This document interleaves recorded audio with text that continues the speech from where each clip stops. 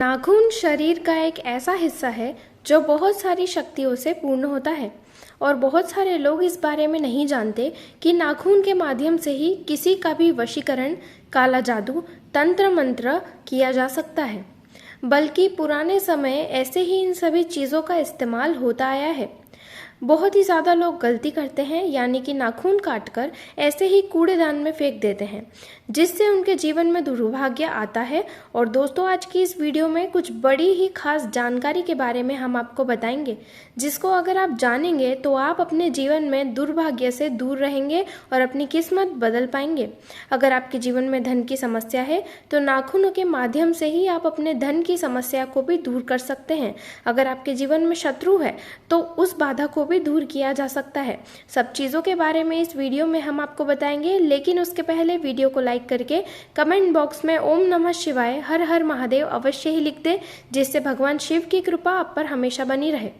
दोस्तों, आपको बता दें कि नाखून शरीर का ऐसा हिस्सा है जिसमें किसी भी व्यक्ति का ऑरा आवाज करता है। बल्कि काला जादू में नाखूनों का ही इस्तेमाल किसी भी व्यक्ति के ऑरा को पकड़ लिया जाता है। बाल का इस्तेमाल निश्चित तौर पर नाखूनों के साथ किया जाता है और काफ़ी सारे लोग यह गलती करते हैं कि नाखूनों को काटकर ऐसे ही कूड़ेदान में फेंक देते हैं, जबकि ऐसा बिल्कुल भी नहीं करना चाहिए। क्योंकि अपने नाखूनों को अगर आप कूड़ेदान में फेंक देते हैं तो आपका खुद ही खराब आपकी किस्मत हो जाती है। काफ़ी लोगों को बस इन्हीं बातों के बारे में पता नहीं होता, क्योंकि नाखूनों को जैसे ही कूड़ेदान कचरे में डालते हैं तो बस इसका सीधा प्रभाव आपके जीवन पर, आपके और आपके परिवार पर पड़ने लगता है। किसी भी व्यक्ति का भाग्य इस काम से बिगड़ जाता है। मन में चिंताएं, टेंशन, डिप्रेशन के शिकार आप होते चले जाते हैं। अपने नाखूनों को फेंक देते हैं अगर आप कूड़ेदान में, तो कूड़ेदान में काफ़ी सारी सड़ी गली चीज़ें होती हैं जिसका प्रभाव आप पर पड़ने लगता है। आपको डर होने लग जाता है, तो अगली बार से आपको बिल्कुल ध्यान रखना है कि कूड़ेदान में नाखूनों को नहीं फेंकना है। बल्कि अगर आपके जीवन में धन की समस्या है तो आप इस बात का ध्यान रखें कि आपको अपने नाखून पेड़ की जड़ में फेंकने हैं। आपको खड़े वार को काटना है, जैसे मंगलवार, शनिवार, इन दिनों पर भूल कर भी नाखून नहीं काटना। केवल बुधवार और शुक्रवार का दिन आप चुन सकते हैं।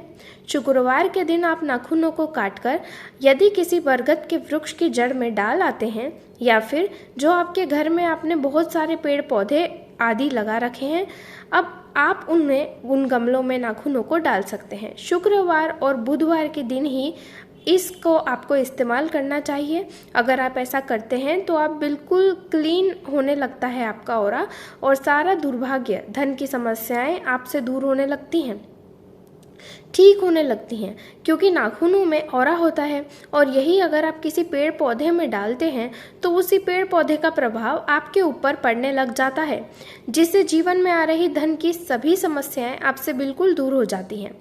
आप किसी भी पेड़ पौधे में डाल सकते हैं, चाहे वो पौधा तुलसी का हो या फिर बरगद का।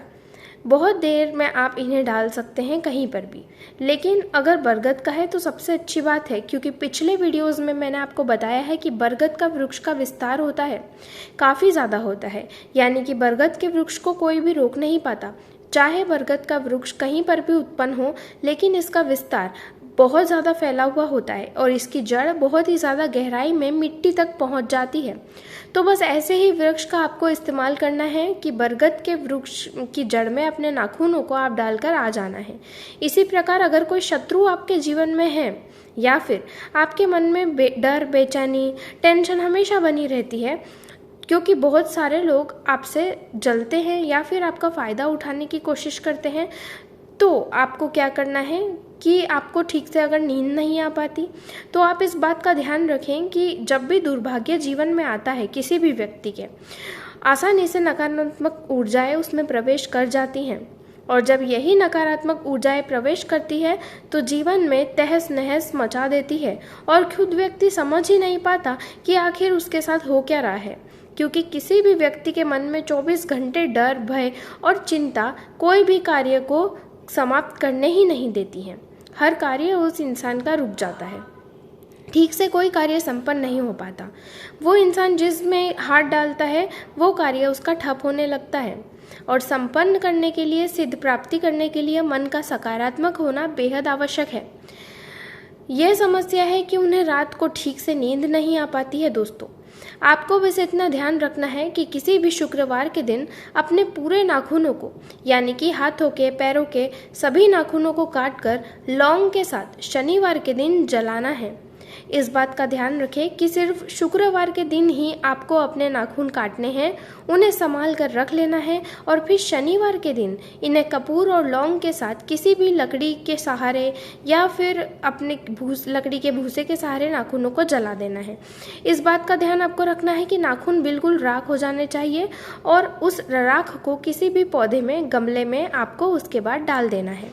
ऐसा करने से तुरंत ही आपका डर, भय, चिंता जो भी आपके मन में चल रही है वो सभी समाप्त हो जाती है, होकर राख हो जाती है।